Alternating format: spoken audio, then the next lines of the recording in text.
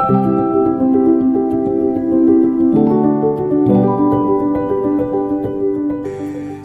yang termanis wajib. Catatan nomor 51. Ketika aku menyampaikan hal ini kepada muder superior, bahwa Allah telah meminta hal itu dariku, ia menjawab bahwa Yesus mestinya memberikan suatu tanda, supaya dapat diketahui dengan lebih jelas. Ketika aku minta kepada Tuhan Yesus, untuk memberikan suatu tanda sebagai bukti, bahwa Engkau, sungguh Allahku dan Tuhanku, dan bahwa permintaan ini datang dari Engkau. Aku mendengar suara ini di dalam hatiku. Aku akan menjelaskan semua ini kepada muder superior, lewat rahmat yang akan kuberikan melalui gambar ini. Catatan nomor 52.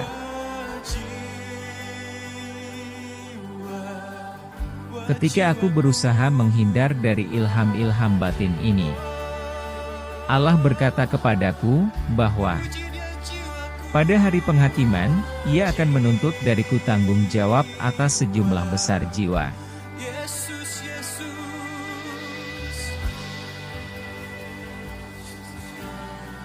Catatan nomor 53. Pernah, aku merasa keletihan karena beragam kesulitan yang menimpa aku. Berhubung dengan apa yang telah dikatakan Yesus kepadaku, dan apa yang Allah tuntut dariku untuk melukis gambar ini.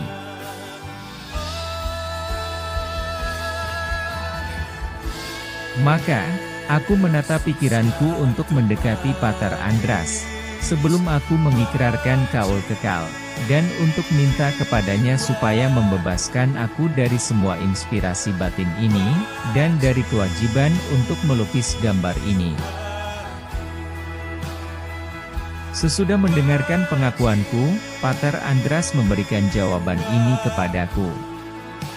Aku tidak membebaskan suster dari apapun. Tidaklah tepat bagi suster untuk menghindar dari inspirasi batin ini. Tetapi, mutlak perlu saya tegaskan lagi, mutlak suster berbicara dengan bapak pengakuanmu, kalau tidak, suster akan sesat, biarpun diberi banyak rahmat ilahi. Untuk sementara, suster datang kepadaku untuk mengaku dosa, tetapi ketahuilah, suster harus memiliki seorang bapak pengakuan yang tetap, yakni seorang pembimbing rohani. Karena kata-kata itu, aku menjadi sangat gelisah. Aku pikir, aku akan dibebaskan dari segala sesuatu, dan, yang terjadi justru sebaliknya, suatu perintah jelas untuk mengikuti perintah Yesus.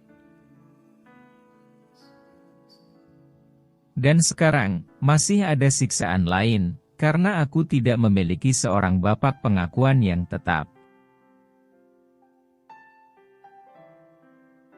Meskipun aku pergi kepada bapak pengakuan yang sama untuk suatu masa tertentu, aku tidak dapat membuka jiwaku kepadanya, dalam kaitan dengan semua rahmat ini.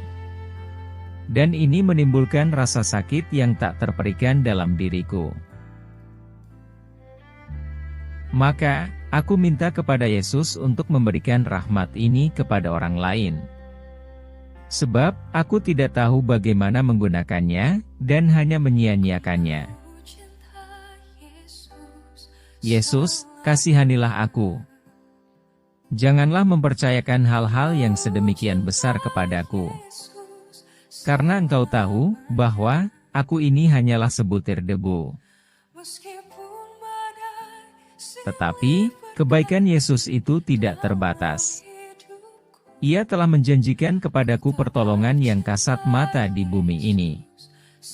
Dan, tidak lama kemudian, aku menerimanya di Vilnius, dalam diri Pastor Sopoko. Aku sudah mengenal dia sebelum aku datang ke Vilnius, dalam suatu penglihatan batin. Puji Tuhan, suatu hari, aku melihat dia di kapal kami di antara altar dan ruang pengakuan.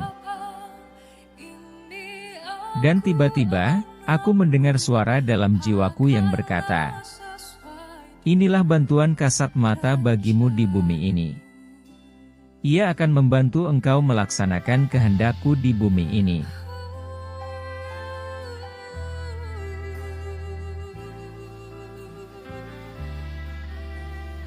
Catatan nomor 54.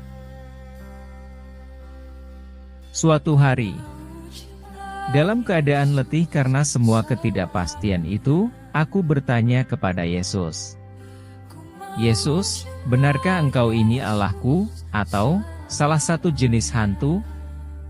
Sebab para muda superiorku berkata, bahwa semua itu hanya ilusi dan hayalan. Kalau engkau sungguh Allahku, aku mohon kepadamu untuk memberkati aku. Maka, Yesus membuat tanda salib besar atas diriku, dan aku pun membuat tanda salib pada diriku. Ketika aku minta ampun dari Yesus atas pertanyaan itu, Ia menjawab, bahwa pertanyaanku itu sama sekali tidak menggusarkan hatinya, dan bahwa kepercayaanku sangat menyenangkan Dia.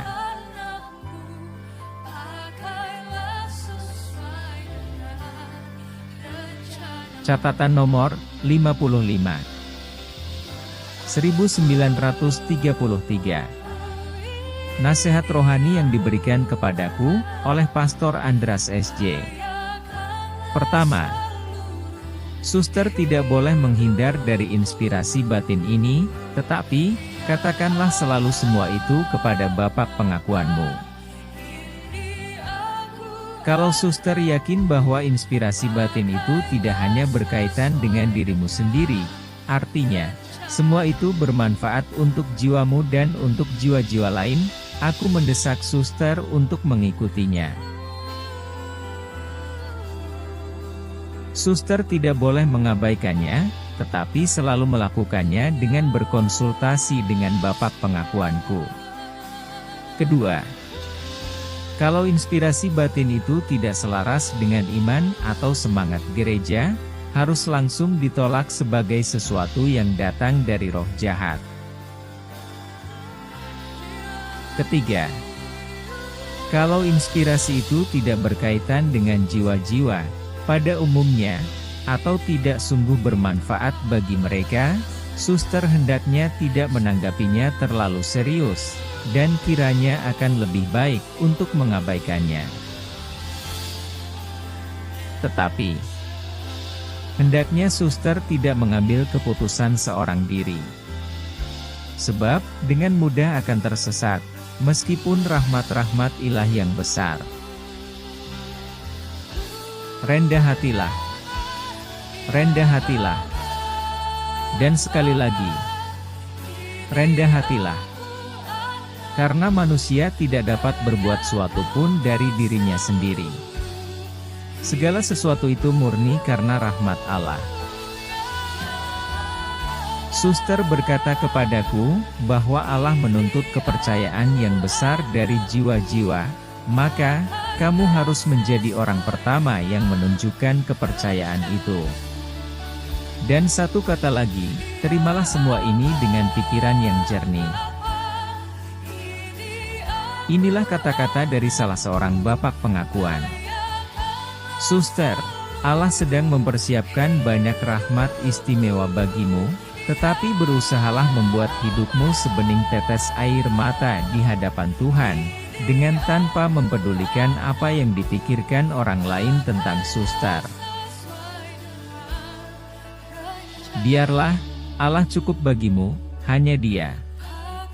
Menjelang akhir novisiatku, seorang Bapak pengakuan berkata kepadaku, gunakanlah seluruh hidupmu untuk melakukan yang baik, sehingga aku dapat menulis pada lembaran-lembaran hidupmu.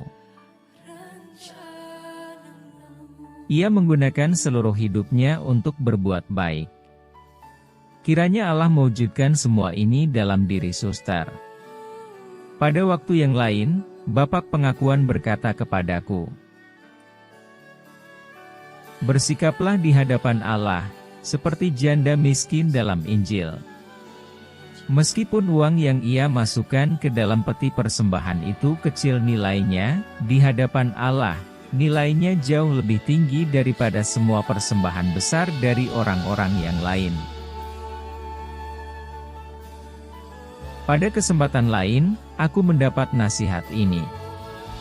Berusahalah supaya semua yang datang bertemu denganmu, akan pergi dengan penuh sukacita. Taburkanlah harumnya kebahagiaan di sekitarmu, sebab kamu telah menerima banyak hal dari Allah. Jadi, berilah dengan murah hati kepada orang lain. Hendaknya mereka meninggalkan kamu dengan hati yang lebih bahagia. Juga kalaupun mereka hanya menyentuh pinggir jubahmu. Camkanlah baik-baik kata-kata yang saat ini kusampaikan kepadamu. Pada kesempatan lain, ia masih memberiku anjuran berikut ini. Biarlah Allah mendorong perahumu ke tempat yang dalam, menuju lubuk kehidupan batin yang tak terselami. Inilah beberapa kata dari suatu percakapan yang aku adakan dengan muder pembimbing menjelang akhir masa novisiatku.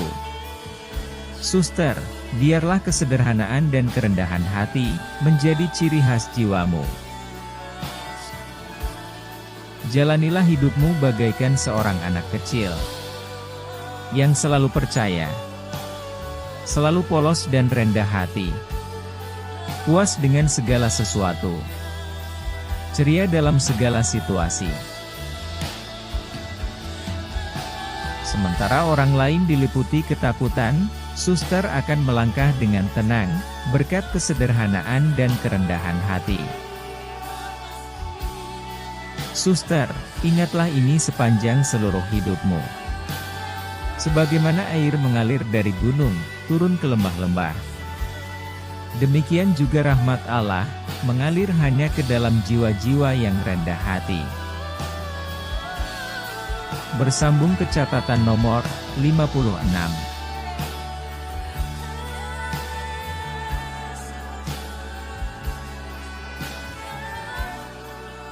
Terima kasih, Tuhan Yesus memberkati.